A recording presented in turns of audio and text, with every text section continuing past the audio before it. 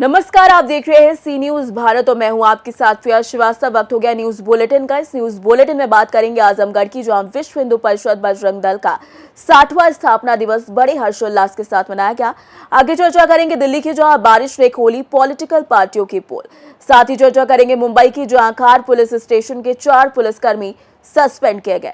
ऐसी तमाम खबरों पर डालेंगे नजर इस न्यूज बुलेटिन में। आजमगढ़ के लालगंज में शगुन मैरिज हॉल में विश्व हिंदू परिषद बजरंग दल का 60वां स्थापना दिवस प्रखंड लालगंज में बड़े उत्साह के साथ मनाया गया, जिसमें कार्यक्रम की शुरुआत दीप प्रज्वलित करके किया गया। इस कार्यक्रम के संचालन जिला उपाध्यक्ष अशोक प्रजापति के द्वारा किया गया। साथ ही जिला अध्यक्ष जयशंकर सिंह की अध्यक्षता में आए हुए मुख्य अतिथि और वरिष्ठ अतिथि को अंग वस्त्र देकर सम्मानित किया गया। इस अवसर पर महान श्याम नारायण दास जी भी मौजूद रहे।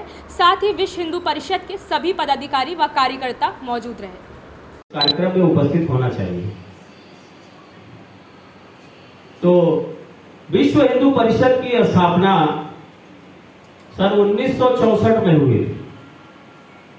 1964 में मुंबई में स्वामी चिन्मयानंद महाराज जी के आश्रम में विश्व हिंदू परिषद की नींव रखी गई।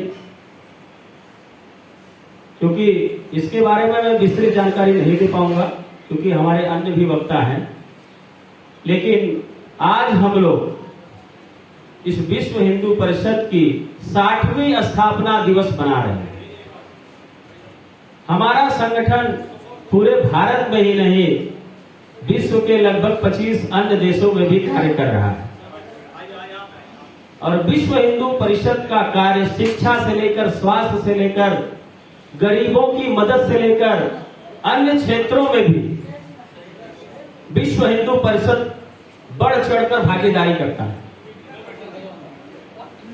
मातृशक्तियों को आगे कर दिया जाए। आजमगढ़ से सी न्यूज संवाददाता सतीश चौहान की रिपोर्ट।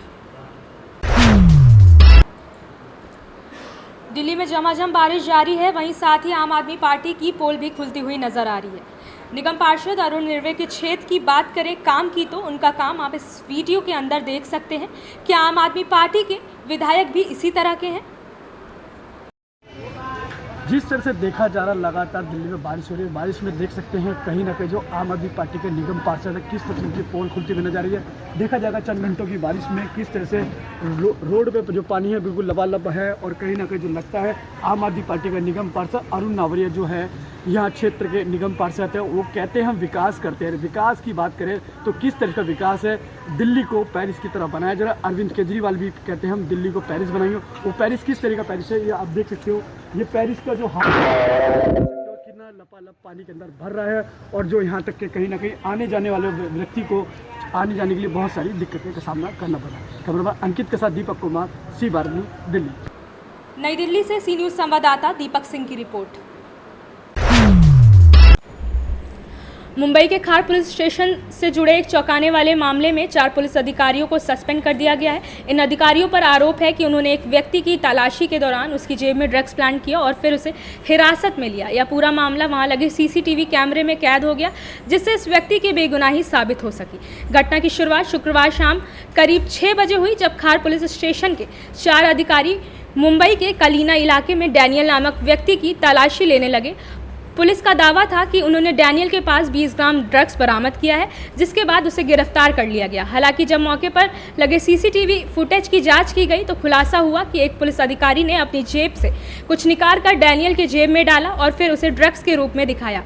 इस सबूत के सामने आने पर डैनियल को रात 9 बजे रिहा कर दिया गया। फिलहाल खार पुलिस स्टेशन के 4 अधिकारियों को सस्पेंड कर दिया गया है। इस घटना ने पुलिस की कार्यप्रणाली और नैतिकता पर गंभीर सवाल खड़े कर दिए हैं, और इसके बाद मामले की निष्पक्ष जांच की मांग भी उठ रही है।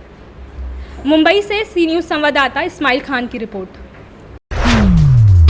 महाराष्ट्र के नांदेड़ जिले में पिछले 2 दिनों से मूसलाधार बारिश होने के कारण किसानों की फसल और कई घरों का नुकसान हुआ है।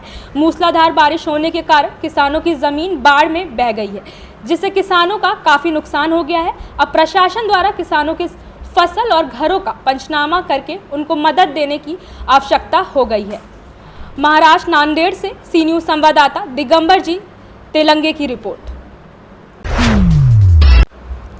बांधवगढ़ टाइगर रिजर्व अपनी पहचान का मोहताज नहीं है। 3 बार मिला है टाइगर स्टेट का दर्जा। विश्वविख्यात बांधवगढ़ टाइगर रिजर्व के कर्मचारी अधिकारियों के द्वारा अपने लापरवाहीपूर्ण कार्यशैली में बांधवगढ़ टाइगर रिजर्व के दामन में दाग लगाने को आतुर नजर आ रहे हैं। बांधवगढ़ टाइगर रिजर्व के अधिकारी और कर्मचारियों के ऊपर कई बार गंभीर आरोप लगे हैं।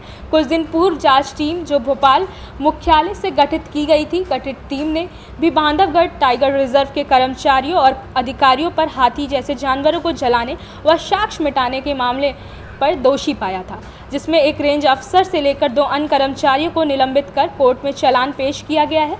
जंगली जानवर का पोस्टमार्टम और बिना पीएम के जलाने का भी मामला बांधवगढ़ नेशनल पार्क के अधिकारियों के ऊपर लगा था, जिसकी जांच अभी जारी है। उपरोक्त मामला अभी शांत नहीं हुआ है कि फिर ताज़ा मामला बांधवगढ़ टाइगर रिजर्व के संरक्षित क्षेत्र मगधी रेंज के शासकीय वाहन में लगभग 7 से 8 चीतलों को भर कर संदिग्ध जगहों पर ले जाने का है। स्थानीय कर्मचारियों के द्वारा जिम्मेदार अधिकारियों पर वन प्रणालियों का शिकार कराने का आरोप लगाया गया है। देखिए क्या कहते हैं वायरल वीडियो के संबंध में अधिकारी और कर्मचारी।